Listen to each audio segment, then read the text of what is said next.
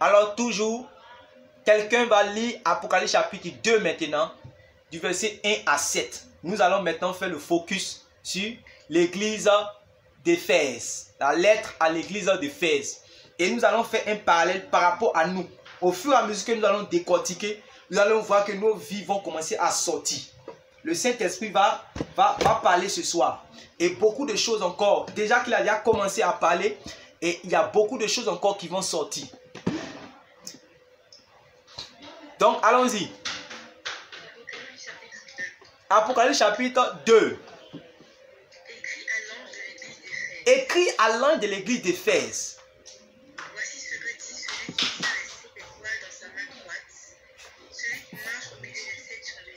Voici ce que dit celui qui tient les 7 étoiles dans sa main droite, celui qui marche au milieu des 7 chandeliers d'or. Oui? Je connais tes œuvres, ton travail et ta persévérance. Je sais que tu ne peux supporter les méchants. Que tu as éprouvé ceux qui se disent apôtres et qui ne le sont pas. Et tu les as trouvés menteurs après l'avoir discerné. Je sais que tu as de la persévérance et que tu as même souffert à cause de mon nom. Et tu n'étais point découragé. Mais ce que j'ai contre toi, c'est que tu as abandonné ton premier amour. Souviens-toi donc d'où tu es tombé. Repens-toi et pratique tes premières œuvres. Sinon, je viendrai à toi et je vais ôter ton chandelier de sa place. À moins que tu ne te répandes. Oui, tu as pourtant ceci.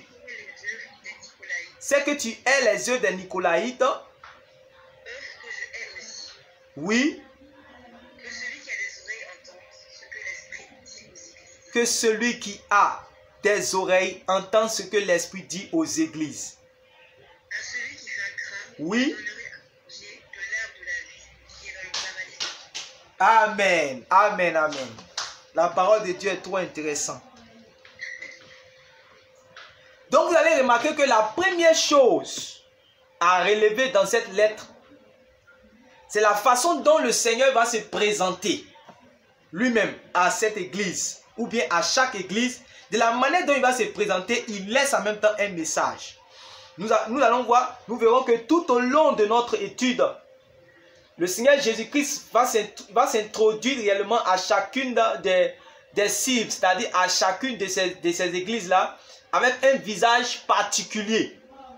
Voilà. L'image qu'il choisit de donner de lui-même est fonction des réalités vécues et du message qu'il veut faire passer. Vous voyez? Donc, à l'église d'Éphèse, il va se présenter comme ceci. Il va se présenter comme celui qui tient les 7 étoiles dans sa main droite et celui qui marche au milieu des 7 chandeliers d'or. Pourquoi? L'explication qui a été donnée à l'apôtre Jean à propos des 7 étoiles et des 7 chandeliers est la suivante. Il va dire, les 7 étoiles sont les 7 anges des 7 églises. Ça, j'ai expliqué ça avant qu'on ne commence. Les 7 étoiles sont les 7 anges des 7 églises.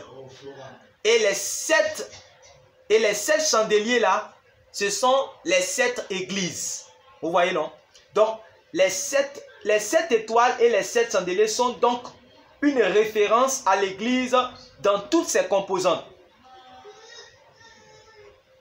En donnant de lui la description de celui qui tient les 7 étoiles et qui marche au milieu des 7 chandeliers d'or, le Seigneur se présente simplement comme celui qui marche au milieu de son peuple. Celui qui communie avec son église. Voilà quoi il dit quoi? Il dit les 7 chandeliers, c'est 7 églises. Vous voyez, non? Et puis, les 7 étoiles, c'est 7 anges. Donc, ça veut dire 7 anges de 7 églises. 7 anges de 7 églises. Maintenant, il dit que lui marche au milieu de ces 7 anges des 7 églises. Il marche au milieu de son église. Il est en train de montrer qu'il communie avec... Voilà pourquoi Jésus est le chef de l'église. Voilà pourquoi l'église appartient à Jésus-Christ. Donc, c'est lui qui marche au milieu des 7 chandeliers d'or. C'est lui qui communie avec son église. Donc, il s'est présenté ainsi pour leur dire que c'est lui qui marche au milieu de son peuple.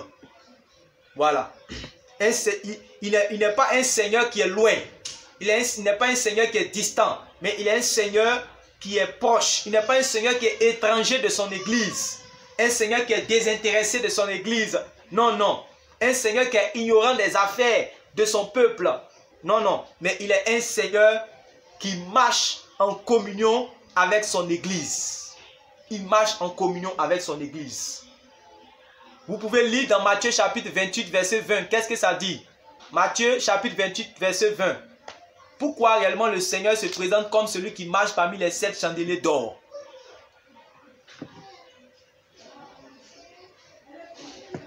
Oui? Enseignez-leur à observer tout ce que je vous ai prescrit. Et voici, je suis avec vous tous les jours jusqu'à la fin du monde. Amen. Alléluia. Et voici, je suis avec vous jusqu'à la fin du monde.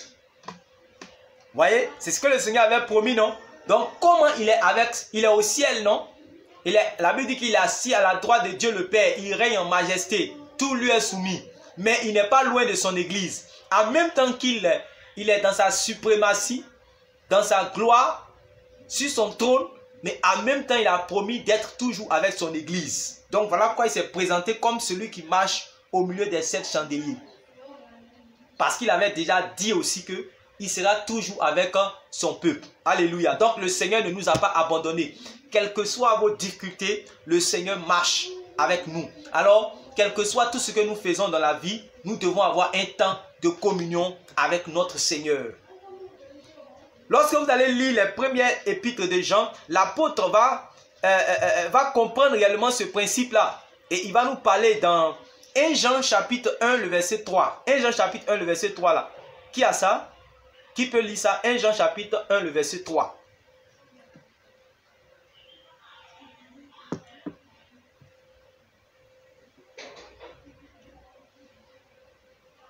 Nous sommes en train de voir pourquoi le Seigneur marche au milieu de son peuple. Quand il dit celui qui marche au milieu des 7 chandeliers, pourquoi il a dit cela? C'est un message qu'il a livré comme ça. Comme j'ai dit, nous allons étudier point par point. Allons-y rapidement. Vous pouvez lire. Ce que nous avons vu et entendu, nous vous l'annonçons à vous aussi. Afin que vous aussi, vous soyez en communion avec nous. Et notre communion est avec le Père et avec son Fils Jésus-Christ. Donc, on recevoir le témoin de l'évangile et devenir membre de l'église, c'est donc entrer en communion non seulement avec les frères en Christ, mais aussi et surtout avec le Seigneur. Or, vous savez que réellement, la communion est fondée sur l'amour. La communion est fondée sur l'amour. Donc, gardez bien cette représentation du Seigneur à l'esprit. Nous, on va revenir en fait là-dessus, dans notre méditation. Le fait qu'il s'est présenté comme celui qui marche au milieu des 7 chandeliers. Donc, on va venir maintenant, on va travailler maintenant sur le corps du message. Parce que la plupart des lettres sont structurées comme suit. Le Seigneur se réjouit de constater un certain nombre de choses avant d'interpeller ce qui ne va pas et qu'il faut impérativement corriger. Voilà. Donc, on va voir les bons points d'Éphèse et puis on va voir maintenant les choses suivantes. Donc, dans Apocalypse chapitre 2, le verset... Apocalypse chapitre 2, il va dire qu'il ne peut pas supporter les méchants. Vous voyez? tu ne peux pas supporter les méchants. Vous soulignez cela. Tu ne peux pas supporter les méchants. Nous allons traiter ça ensemble. Parce que dans le langage biblique, les méchants sont opposés aux justes. Ils sont présentés comme les fils du malin par adoption d'un cœur rebelle qui prend plaisir au mal. Tandis que les justes craignent Dieu et marchent dans ses voies. Donc, dire que l'église d'Éphèse ne pouvait supporter les méchants, c'est dire qu'il répugnait le mal et ne s'associait pas à ceux qui y prenaient plaisir.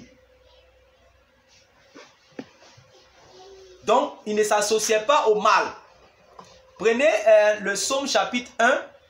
Psaume chapitre 1, le verset 1 à 2. Psaume chapitre 1, le verset 1 à 2 dit « Heureux l'homme qui ne marche pas selon le conseil des méchants, qui ne s'arrête pas sur la voie des pécheurs et qui ne s'assied pas en compagnie des moqueurs, mais qui trouve son plaisir dans la loi de l'Éternel et qui la médite nuit et jour. »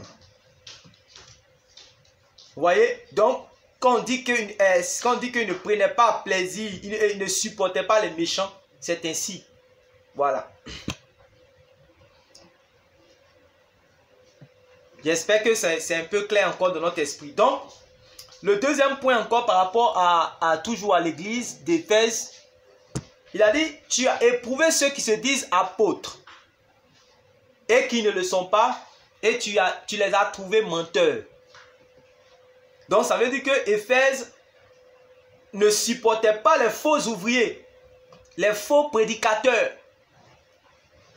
Vous voyez, il ne faisait pas de cadeaux aux faux prédicateurs, aux loups ravisseurs, aux bandits réellement qui viennent pour perdre les âmes. Là. Il ne les faisait pas cadeau.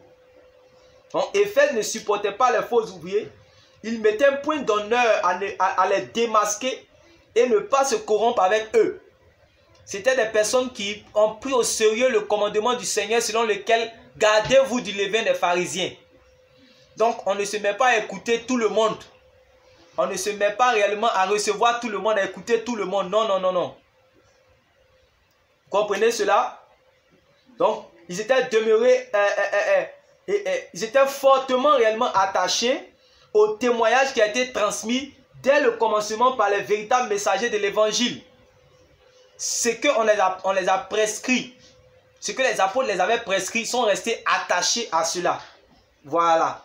Ils ne sont pas laissés balloter à tout vent de doctrine par les nouveaux prédicateurs, les nouveaux mystères qui vont arriver.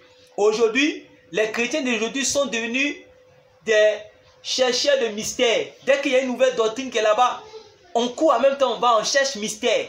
Et en cherchant les mystères, on se fait maintenant mystifier par les mystificateurs. Et on se perd pour perdre son âme. Vous comprenez? On ne veut plus la simplicité de l'évangile. On a détourné l'oreille de la vérité et on va chercher des gens qui vont nous prêcher des chimères. Non, je vais te décortiquer les 9 tresses de Samson, les 7 tresses de Samson. Je vais te dire pourquoi Jésus, lorsqu'il marchait sur l'eau, alors ce n'est pas sur l'eau qu'il a marché. Je vais te dire, quand Jésus écrivait le jour que il y avait la femme on voulait la lapider là. La femme qu'on voulait la lapider là. Quand Jésus écrivait, Jésus a regardé au ciel. Jésus, le mystère de ce qu'il a vu au ciel là-bas. Je vais te dire. Et chacun maintenant, on voit les mystères. Et comme les enfants de Dieu, les béabas, ils n'ont même pas encore fini de pratiquer. C'est eux qui cherchent mystère. Et c'est dans ça qu'on les perd maintenant. En allant chercher les mystères. C'est dans ça qu'ils se perdent. Alors, au lieu de réellement de mettre même en pratique les choses simples et de comprendre les choses simples même du Seigneur, on veut les mystères. Et on cherche les mystificateurs pour nous mystifier l'esprit. Et on se perd. C'est triste. Donc, c'est bien cette posture-là que l'apôtre Jude recommandait aux frères.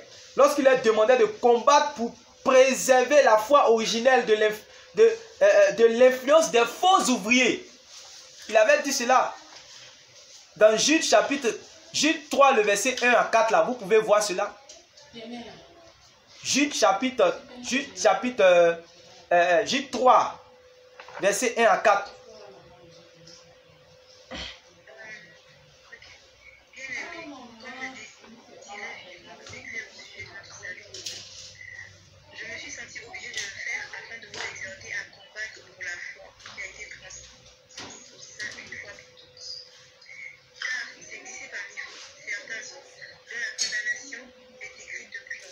Amen.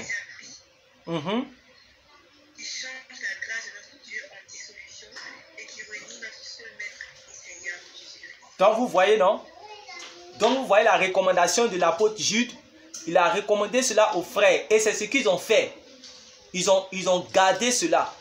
Donc les faux docteurs qui venaient là, ils ne leur faisaient pas cadeau. Ils discernaient que ça, ce sont les faux. Parce qu'ils ont entendu le véritable message.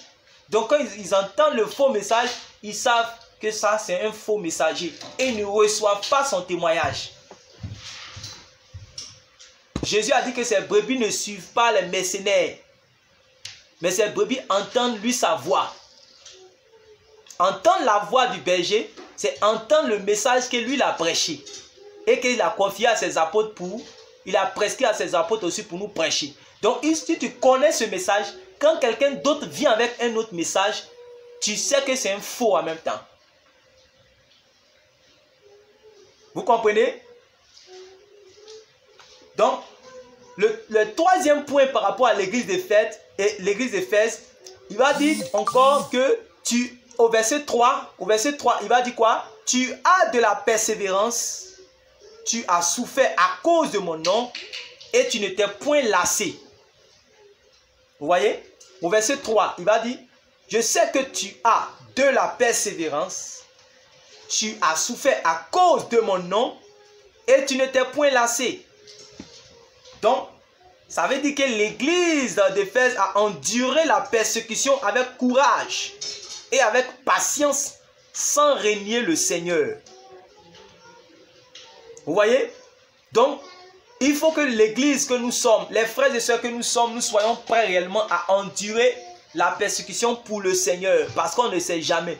Nous pouvons être dans un pays où il n'y a pas la persécution encore, mais nous devons nous préparer à supporter ces choses au cas où ces choses-là venaient. Jésus nous a laissé Jean chapitre 16 verset 33 pour nous dire que réellement il nous donne la paix, mais non pas comme le monde donne. Et il faudrait que nous soyons forts quand nous allons avoir des persécutions et des tribulations dans le monde. Mais on n'a qu'à prendre courage parce que lui, il a vaincu le monde. La persécution arrive. Mais en réalité, nous devons être forts d'esprit. Nous devons être fortifiés par les recommandations du Seigneur et des apôtres.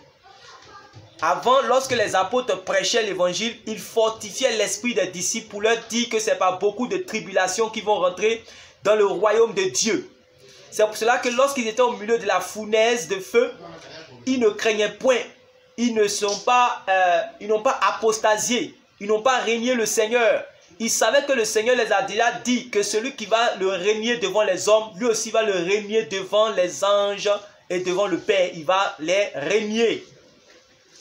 Mais cette église-là, bien qu'elle était secouée par ses persécuteurs, bien qu'elle elle avait enduré réellement ces persécutions-là, cette église-là n'a pas baissé les bras.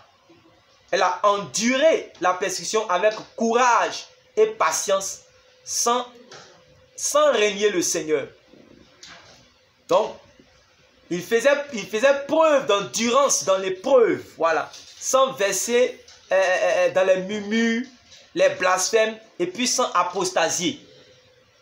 Puisque à cette époque-là, il y avait les idoles et on leur demandait de sacrifier aux idoles pour abandonner le Christ. Mais ils étaient prêts à mourir pour le Seigneur. Ils étaient prêts à donner leur vie réellement pour le Seigneur. C'est pour cela qu'on dit dans Apocalypse chapitre 12, le verset 11, qu'ils ont vaincu à cause du sang de l'agneau et à cause de la parole de leur témoignage. Ils n'ont pas aimé leur vie jusqu'à la mort. Ils ont gardé la parole du Seigneur jusqu'à la mort. Vous voyez? Donc, il y a beaucoup parmi nous, à cause de quelques souffrances que nous vivons, automatiquement, nous fuyons. Vous voyez? Dès que survient une persécution, les gens fuient. Quelqu'un n'est qu'à prendre Matthieu chapitre 13, vous allez voir, il y a un détail que le Seigneur Jésus a dit. dans Matthieu chapitre 13. Matthieu chapitre 13, le verset 21. Oui, ma soeur. Mais il n'a pas de racine en lui-même. Il manque de persistance. Vous voyez ici, il dit il manque de persistance. C'est ce que le Seigneur Jésus a dit. Tu as de la persévérance. C'est ça qu'il est en train de parler ici. Tu manques de persistance, oui. Et dès que survient une tribulation ou une persécution à cause de la parole, il y trouve une occasion de chute. Vous voyez, non? Alors que l'église qui était là ne trouvait pas une occasion pour apostasier, pour abandonner le Seigneur. Vous comprenez maintenant, non? Est-ce que vous comprenez?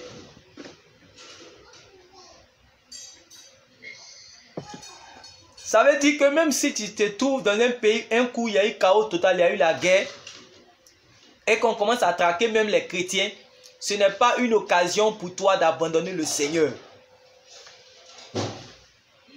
Même si réellement, en tout cas, quelles que soient les tribulations, quelles que soient les persécutions, tu ne dois pas abandonner le Seigneur. Tu ne dois pas abandonner le Seigneur. Ta foi doit rester toujours ferme. Ta foi doit rester toujours ferme. Selon qu'il est écrit dans Romains chapitre 8. Romains chapitre 8, le verset, comment on appelle ça, le verset 33. Il dit, qui accusera les élus de Dieu? C'est Dieu qui justifie. Qui les condamnera? Christ est mort. Bien plus, il est ressuscité et il est à la droite de Dieu. Il intercède pour nous. Qui nous séparera de l'amour de Christ? Sera-ce la tribulation, ou l'angoisse, ou la persécution, ou la faim, ou la nudité, ou le péril, ou l'épée? Selon qu'il est écrit, c'est à cause de toi qu'on nous met à mort tout le jour. Qu'on nous regarde comme des brebis destinées à la boucherie. Au verset 37, Romains chapitre 8, il va dire, mais dans toutes ces choses, nous sommes plus que vainqueurs par celui qui nous a aimés. Il dit bien, dans toutes ces choses. Quelle est la chose qu'il est en train de citer? Il dit, sera-ce la tribulation? Ça veut dire que dans la tribulation, dans l'angoisse, dans les persécutions, dans la faim, dans la nudité, dans le péril, ou même dans l'épée, on n'abandonne pas le Seigneur. Ce n'est pas une occasion, une excuse pour abandonner le Seigneur. Waouh! Mais dans toutes ces choses, nous sommes plus que vainqueurs par celui qui nous a aimés. Car j'ai l'assurance que ni la mort, ni la vie, ni les anges, ni les dominations, ni les choses présentes, ni les choses à venir, ni les puissances, ni les hauteurs, ni les profondeurs, ni aucune créature ne pourra nous séparer de l'amour de Dieu manifesté en Jésus-Christ notre Seigneur. Qu'est-ce qui doit te faire abandonner le Seigneur? Rien. Rien qui existe dans ce monde. Rien ne doit nous faire, ne pourra nous séparer de l'amour de notre Sauveur Jésus-Christ. Même si je dois manger des arachides grillés à cause de ma foi, avec ma famille, je suis prêt. Mais je ne dois pas abandonner le Seigneur Jésus. Donc si c'est à cause de simplement injure, quelqu'un abandonne le Seigneur, ben, lui-même il n'est pas encore disciple du Seigneur. Si c'est à cause des maisons, quelqu'un abandonne le Seigneur, lui n'est pas digne d'être appelé disciple du Seigneur. Donc, voilà les gens qui étaient prêts à souffrir la faim, la nudité, le manque, le mépris, le rejet, l'épée, la faim, la disette, toutes ces difficultés, la tribulation, les angoisses, toutes ces choses-là, mais ils n'abandonnaient pas le Seigneur. On doit voir réellement si nous sommes chrétiens aujourd'hui.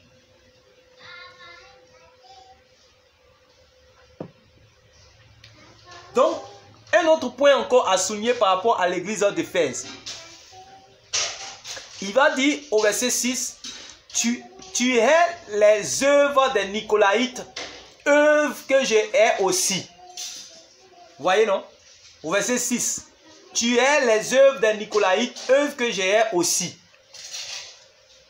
Donc, jusqu'aujourd'hui, nous avons, pour être honnête, nous avons un peu de mal à définir, voilà, à définir avec les attitudes ce qu'était la doctrine et les œuvres des Nicolaïtes. Seulement, nous tenons pour certains que c'était des œuvres qui étaient mauvaises, puisque le Seigneur va dire qu'il les déteste. Il déteste ces œuvres-là. Donc, Éphèse ne se livrait donc pas au dérapage hérétique de son époque. Par exemple, aujourd'hui, les gens prêchent que la polygamie, un chrétien, par exemple, peut être polygame. Ça, c'est un dérapage total. Un chrétien, par exemple, peut, comment on appelle ça, un chrétien doit, s'il veut se marier, il faut qu'il puisse coucher d'abord avec la sœur avant de se marier. Il n'a qu'à goûter d'abord. Vous entendez tous ces genres d'évangiles-là. Vous comprenez? Ce sont des dérapages hérétiques aujourd'hui. Et c'est en train de perdre plusieurs personnes. Vous voyez? Donc, ce sont ces genres de doctrines-là que on appelait la doctrine des Nicolaïtes qui voulait introduire au sein de l'église d'Éphèse.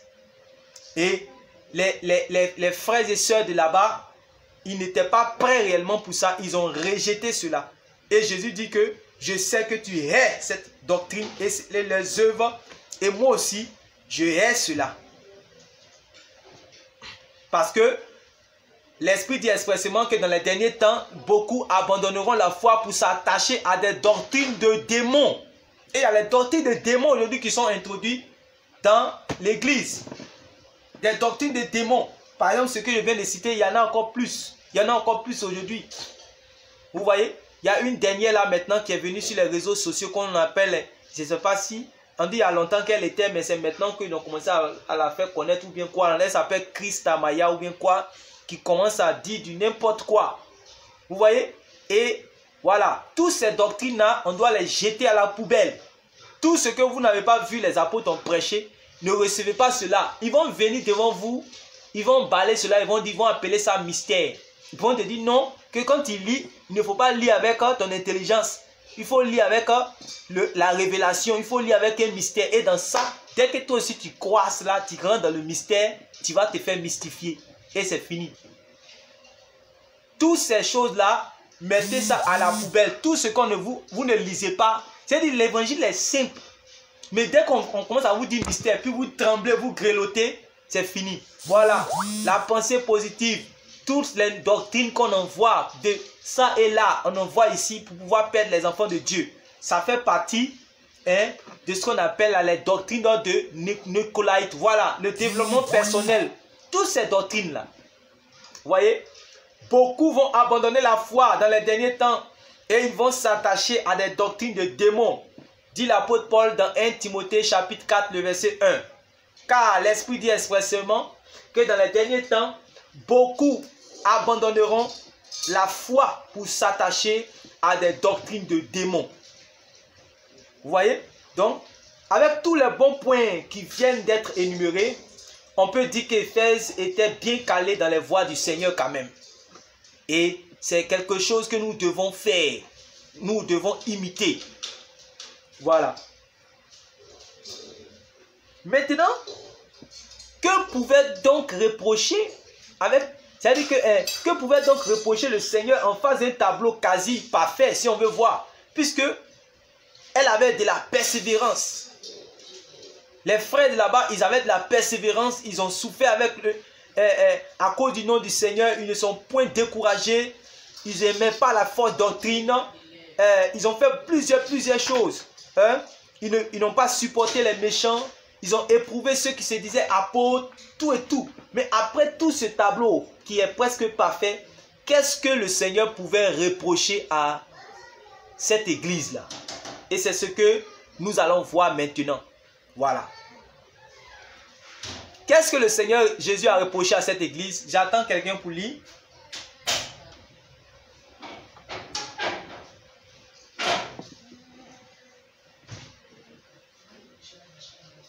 Vous suivez, non?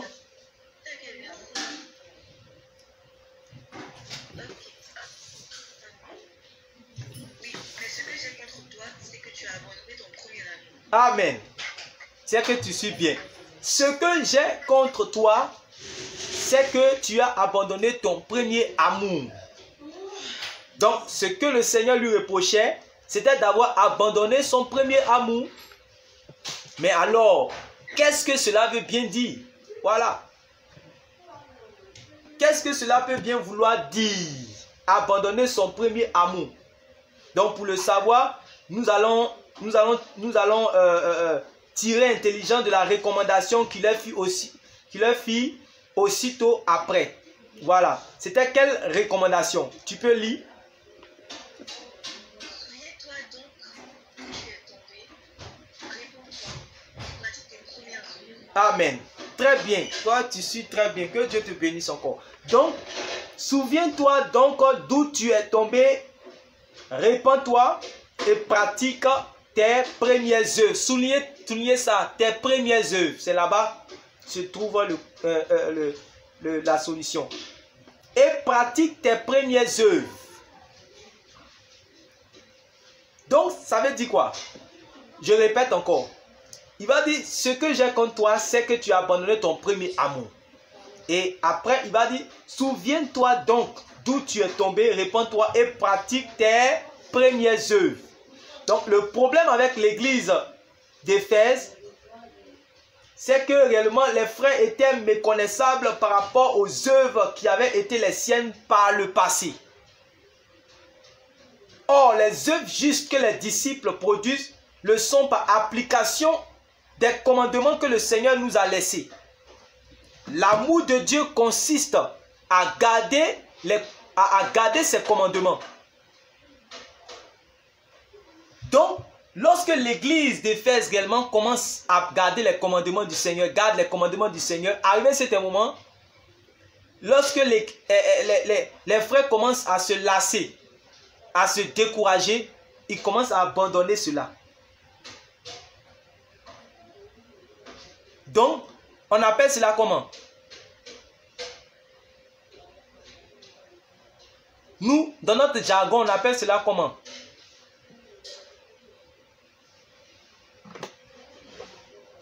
Il y a une fois que tu as abandonné la foi, oui? Quelqu'un d'autre? Ce que nous venons de voir témoigne de quoi?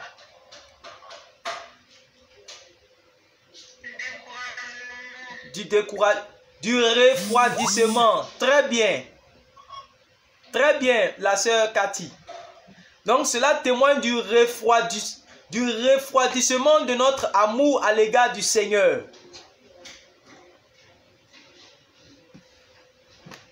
Voyez, cela témoigne du refroidissement de notre amour à l'égard du Seigneur. Donc, dans Jean chapitre 15, le verset 10, Jean chapitre 15, le verset 10 dit quoi?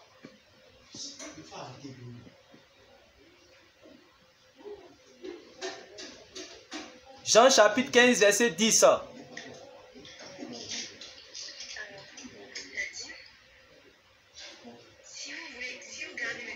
Si vous gardez mes commandements,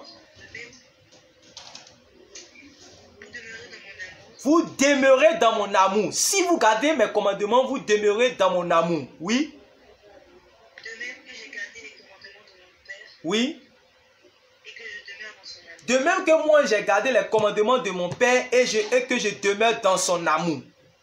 Donc, quand on s'applique à porter du fruit par la mise en pratique des instructions du Seigneur, nous sommes engagés dans une relation d'amour avec le Seigneur. Lequel amour fonde la communion dont il a parlé au début. Donc ça veut dire que quand je mets la parole du Seigneur en pratique, au fur et à mesure que je mets sa parole en pratique, au fur et à mesure que je mets sa parole, ses instructions, ses préceptes en pratique, je m'engage avec le Seigneur dans une relation d'amour avec lui. Voyez? Voilà. Et cet amour-là, c'est ça qui est la communion avec le Seigneur. C'est ça qui fonde ma communion avec le Seigneur. Et ça fait que le Seigneur est en moi. Vous pouvez voir aussi cela dans Jean chapitre 14, le verset 21, du verset 20 jusqu'à verset 23, là-bas, vous allez voir. Donc, c'est un peu cela. Quelqu'un lit aussi dans Jean 8, verset 29.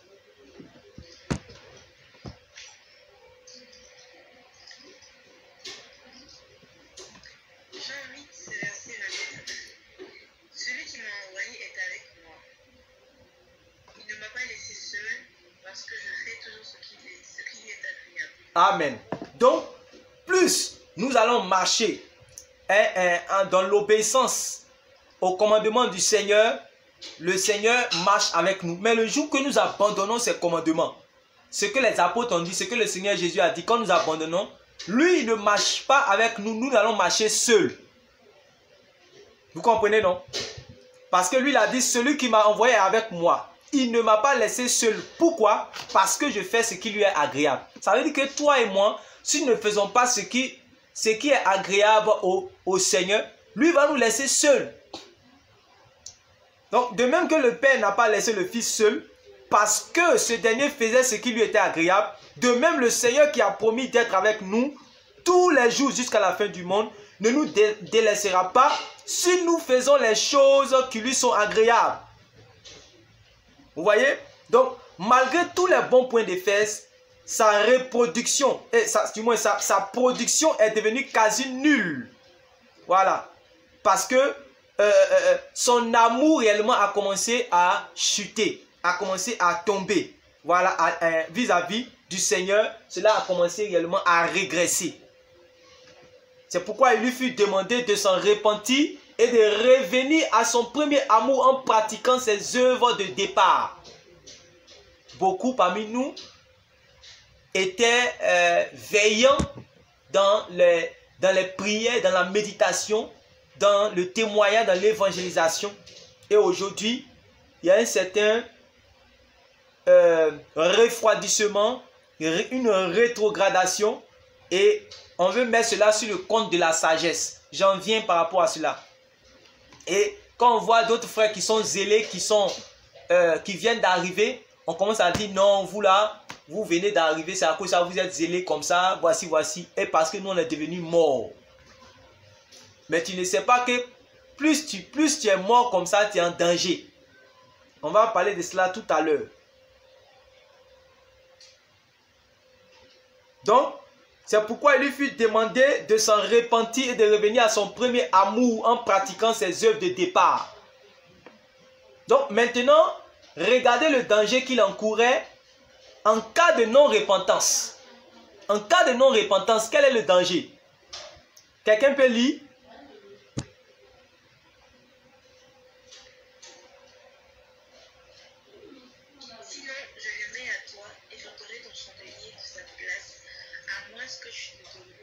Voilà, Amen. Il dit, souviens-toi donc d'où tu es tombé, répands-toi et pratique tes premières œuvres. Sinon, je viendrai à toi et j'ôterai ton chandelier de sa place. Oh, tu suis bien même. Que Dieu te bénisse encore. Soulignez bien cela. Soulignez bien cette partie-là. Sinon, je viendrai à toi et j'ôterai ton chandelier de sa place. Qu'est-ce que cela veut dire? C'est une question qui est donnée maintenant pour tout le monde. Avant que je continue. Est-ce que d'abord le Seigneur est sérieux quand il parle ici?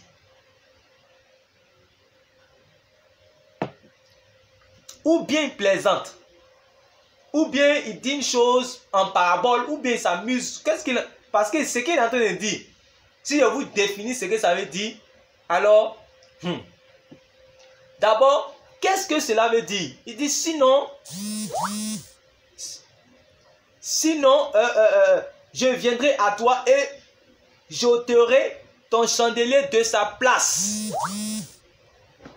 Alors, maintenant que nous savons que le Seigneur est sérieux, gloire à Dieu, mais qu'est-ce qu'il veut dire par là? Maintenant qu'il n'y a plus de mystère, les mystères sont démystifiés. Qu'est-ce que le Seigneur veut dire? Sinon, je viendrai à toi et j'ôterai ton chandelier de sa place.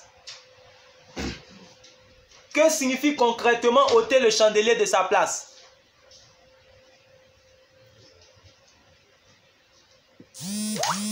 Que le Seigneur va enlever son Saint-Esprit de toi. C'est un frère qui a mis cela. Oui.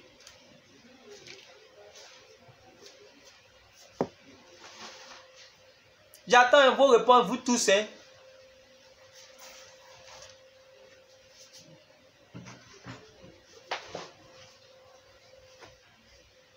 Oui, allons-y. Le salut, perd la vie éternelle. Oui.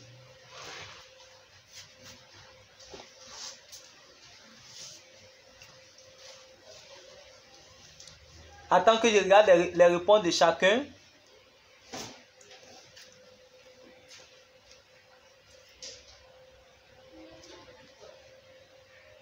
Ah, c'est ça. Vous avez vu que maintenant il n'y a plus de mystère puisque tout a été dévoilé en fait. Tout a été dévoilé en fait. Ils n'auront pas de part dans le royaume, ok? Donc, c'est un peu par tout ce que vous avez dit. Voilà. Ôter le chandelier de sa place, c'est le déconnecter. Et donc, rompre toute communion entre lui et celui qui marche au milieu des chandeliers. Vous voyez, non? Puisqu'il avait dit que c'était lui qui marche au milieu.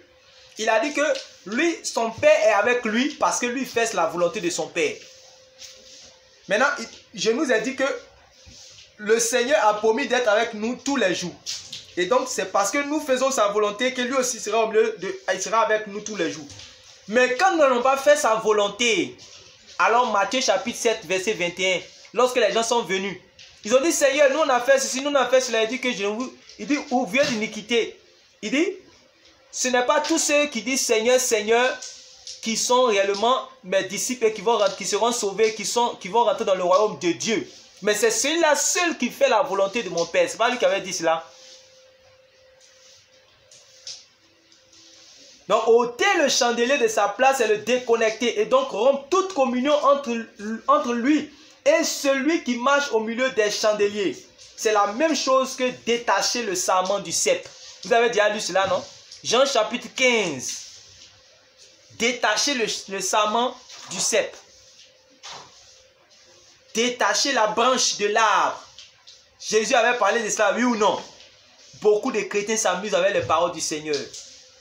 Il dit qu'il va détacher les branches là de l'arbre. Si la branche là ne veut pas demeurer en lui pour porter des fruits, lui il va arracher la branche et mettre cela au feu.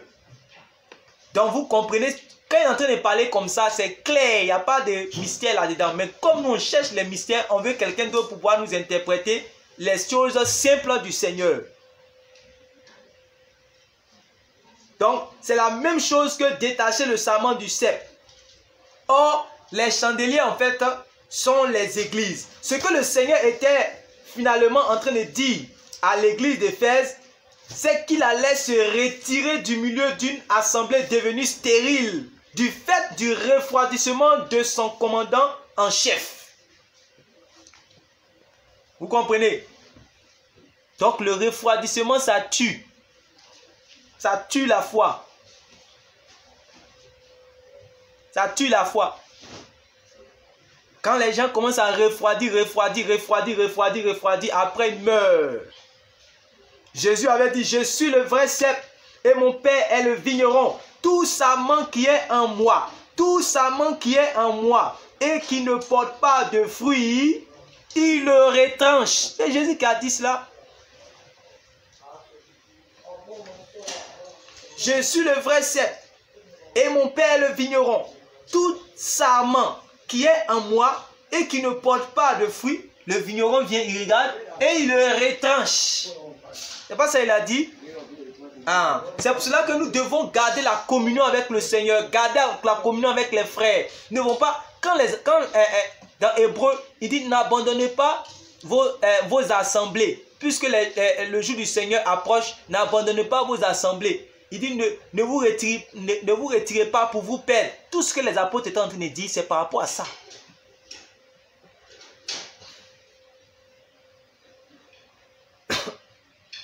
Je suis le vrai cep et mon Père le vigneron. Tout sarment qui est en moi et qui ne porte pas de fruits, il le retranche. Donc voilà ce que le Seigneur est en train de dire. Vous comprenez maintenant pourquoi le Seigneur s'est présenté à Éphèse comme celui qui est en communion avec eux. Celui qui est en communion avec les siens. Donc, pour finir, la lettre va se terminer de la sorte. Que celui qui a des oreilles entende ce que l'Esprit dit aux églises. À celui qui vaincra, je donnerai à manger de l'arbre de vie qui est dans le paradis.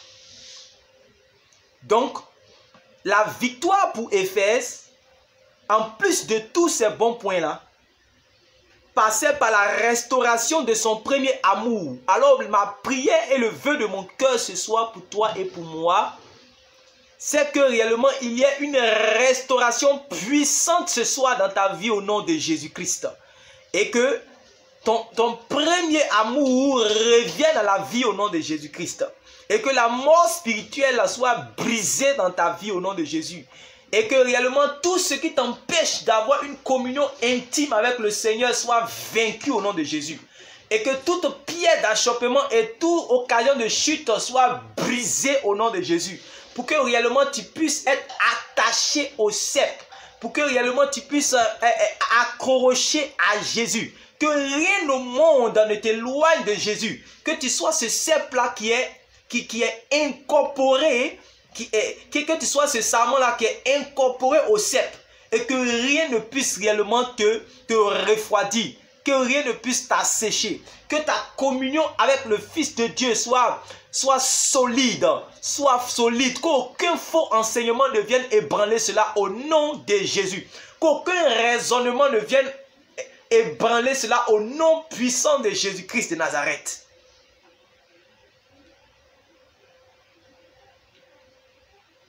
Donc, que ce soit le Seigneur accorde la restauration de votre vie de prière, de votre communion avec le Seigneur, de votre intimité avec le Seigneur dans la méditation, dans tout ce que vous faites qui est agréable au Seigneur. Que cela se maintienne. Même dans la maladie, même dans les difficultés, que cela ne se perde jamais. Donc, je déclare ce soir réellement la productivité, réellement, du moins, la fertilité réellement dans ta relation avec le Seigneur. Je proclame même cela dans ta vie au nom de Jésus-Christ. Je proclame cela dans ma vie au nom de Jésus-Christ. C'est la prière et c'est ainsi que j'invoque le nom du Seigneur ce soir dans notre vie. Voilà. Qu'il y ait un rétablissement de la fertilité en Christ dans notre vie au nom de Jésus. De la reproductivité en Christ au nom de Jésus. Il a dit quoi? Ce n'est pas vous qui m'avez choisi, c'est moi je vous ai choisi, je vous ai établi afin que vous alliez et que vous portez beaucoup de fruits et que vos fruits demeurent. Que tout ce qui veut faire mourir les fruits dans ta vie soit vaincu au nom de Jésus-Christ. Et que réellement tes fruits puissent demeurer jusqu'à l'avènement du Seigneur Jésus au nom de Jésus-Christ. Tous les faux enseignements, tout endroit où tu te trouves, on te prêche le faux. Je prie le Seigneur qu'il puisse te déconnecter de cet endroit au nom de Jésus-Christ.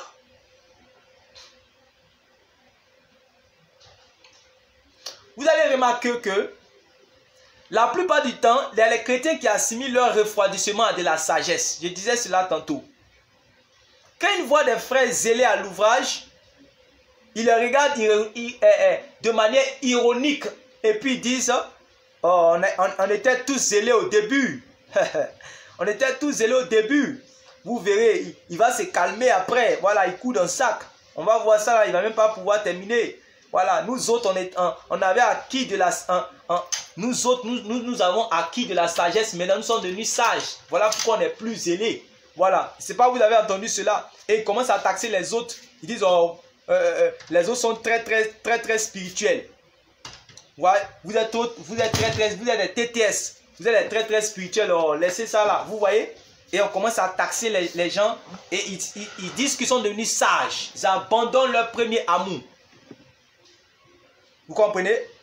Or, ce qu'on ne sait pas, c'est que la perte de vitesse qu'on est en train de qualifier de sagesse, c'est une maladie qui va progressivement dessécher la branche que nous sommes. Comme il a dit, plus réellement tu rétrograde, tu refroidis, tu es en train de passer de l'esprit à la chair ou de la vie à la mort. La dernière fois, vous avez déjà dit ça, non? Et vous avez dit que Jésus peut faire passer quelqu'un de la mort à la vie et la personne va quitter de la vie pour repartir à la mort.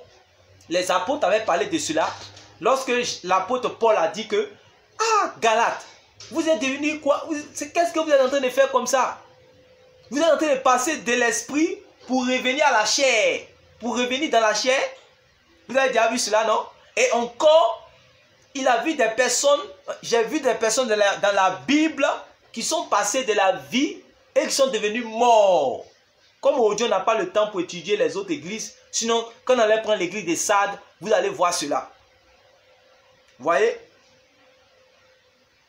Donc, cette maladie qui va progressivement dessécher la branche et qui va finir par la faire couper, voilà, et finir par la faire couper si l'on ne se ressaisit pas. Donc, si la branche réellement commence à se dessécher, le vigneron va venir et il va couper réellement la branche. Donc, quand quelqu'un a compris cela, toutes les discussions de non, on ne peut pas perdre le salut, on peut perdre le salut. Le salut c'est quoi? Voilà ça, tout a été détaillé ici. Est-ce que ça ici là il y a débat? Ici il n'y a pas parabole. C'est ça que j'aime les 7. Ici là, il n'y a pas parabole, c'est le Seigneur qui parle directement sans tourner. Voilà. Et puis maintenant, quand il finit, il signe, boum. Il dit, ici il y a le cachet du Saint-Esprit. Il dit que celui qui a des oreilles entende ce que l'Esprit dit aux églises. Et puis il dit, au vainqueur, à celui qui vaincra, je donnerai de l'arbre de la vie. Qu'est-ce que l'arbre de la vie? L'arbre de la vie, selon Genèse chapitre 2, a été planté dans le paradis de Dieu. Et quand Adam et Ève étaient dans ce paradis de Dieu qu'on appelait le jardin d'Éden, Dieu avait mis au milieu de l'arbre de la connaissance du bien et du mal et l'arbre de la vie. Et Dieu avait donné un commandement selon lequel Adam ne devait pas manger de l'arbre de la connaissance du bien et du mal. Le jour que Adam a mangé, Adam est mort spirituellement parce que Dieu a dit le jour où tu en mangeras, tu mourras certainement. Et Dieu va chasser Adam du jardin d'Éden et Dieu va placer des chérubins, 2 chérubins qui seront là et ils vont avoir l'épée flamboyante pour empêcher Adam et Ève de revenir pour aller manger de l'arbre de la vie afin de vivre éternellement. Ce qui veut dire quoi? Ce qui veut dire que de l'arbre de la vie fait vivre éternellement. L'arbre de la vie donne la vie éternelle. Vous comprenez? Donc, s'il dit que celui qui a des oreilles entend ce que l'Esprit dit aux églises, à celui qui vaincra, je donnerai à manger de l'arbre de la vie. Ça veut dire que il promet par là la vie éternelle. Alléluia. Il promet la vie éternelle. Selon qu'il est écrit dans 1 Jean chapitre 2, le verset 25. Quelqu'un va lire cela rapidement. 1 Jean chapitre 2, verset 25. Allons-y. 1 Jean chapitre 2, verset 25 dit quoi?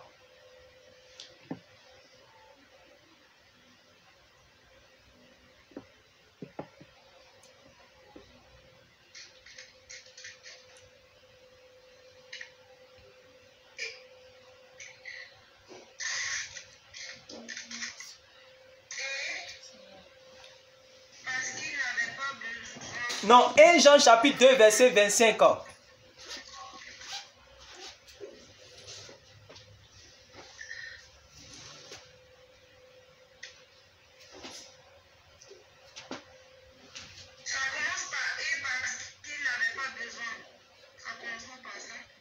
Épître, c'est l'épître de Jean. Épître de Jean.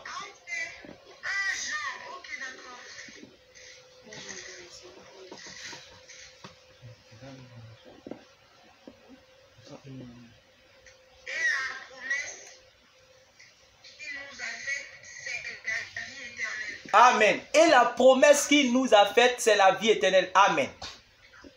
Vous voyez? Et la promesse qu'il nous a faite, c'est la vie éternelle. Et dans ce passage-là, il fait la même chose encore. Il dit que celui qui a des oreilles entende ce que l'Esprit dit aux églises. Et il dit à celui qui vaincra, je donnerai de l'arbre de vie qui est dans le paradis de Dieu. Or, l'arbre de vie là, c'est l'arbre que quand tu manges son fruit, ça te donne la vie éternelle. Donc ça veut dire que dans ce passage, il est en train de dire, il est en train de promettre la vie éternelle à ceux qui vont se relever et qui vont sortir de ce refroidissement. Alléluia. Ceux qui vont sortir de la mort spirituelle. Ceux qui vont se réveiller et revenir à leur premier amour. Ceux qui vont se repentir afin que leur chandelier ne soit pas ôté. C'est ceux-là qui sont les vainqueurs et qui vont pouvoir manger du fruit de l'arbre de la vie qui est dans le paradis de Dieu. Alors, si quelqu'un a des oreilles pour entendre, qu'il entende ce que l'Esprit dit aux églises. Tout a été détaillé et maintenant, je vous permets de poser les questions par rapport à ce que vous avez compris. Vous n'avez pas compris et ce que vous voulez savoir, vous pouvez poser les questions par rapport à ce que nous venons de voir. N'allez pas chercher les mystères. Moi, j'aime la simplicité de l'évangile. Et j'aime la pratique de l'évangile, la pratique de la parole. Je ne suis pas trop dans l'affaire des mystères. Dieu m'ouvre l'esprit pour pouvoir comprendre les choses simples. Je donne ce qui est simple. Je ne vais pas aller trop dans les mystères. Voilà.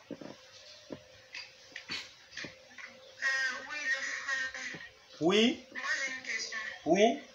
Je voulais savoir, quand ici, un premier amour, là, il veut parler de Dieu concernant, par exemple, le commandement, le premier commandement et tout. Ça fait pas une référence à ça. Exactement. Il dit, tu as oublié ton premier amour. Et il avait commencé à citer, il avait commencé à dire, tu as de la persévérance, tu as souffert à cause de mon nom, tu ne t'es point lassé. Il dit, je sais que, je connais tes œuvres, ton travail et ta persévérance. Vous voyez, tout, en fait, c'est-à-dire que les premières œuvres que les frères étaient en train de faire, quand ils ont abandonné cela, c'est ce que Jésus a dit que réellement tu as abandonné ton premier amour. Parce qu'au commencement, au verset 2, il avait commencé à féliciter ces œuvres-là. Il avait commencé à louer ces bonnes œuvres-là. Vous comprenez, non? Voilà. Donc c'est ça qu'il a en train de parler du premier amour.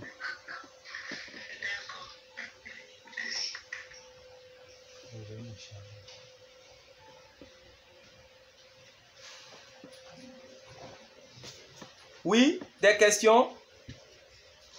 Sois bénie, la sœur Marie-Victoire. Amen. Des questions par rapport à ce que nous venons de voir. J'espère que chacun d'entre nous est en train de prendre de véritables résolutions par rapport à sa vie.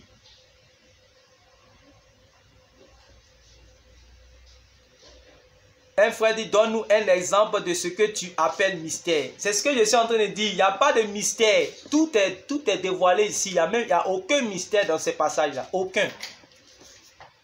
Mais comme les gens, si quelqu'un n'aime pas la simplicité de l'évangile, il va vouloir parler de mystère pour pouvoir séduire les gens. Ceux qui aiment les choses agréables à entendre. Là. Quand ils entendent mystère, ils commencent à trembler tout de suite. Quand ils entendent mystère, ils commencent à trembler. Hey, mystère, mystère. Alors que où est mystère ici là? Qu'on a essayé de traiter ensemble. C'est-à-dire, ces choses que vous venez de savoir là, même il y a des pasteurs qui ne comprennent pas ça. Vous voyez? Donc, il n'y a pas de mystère ici. Tout est simplifié.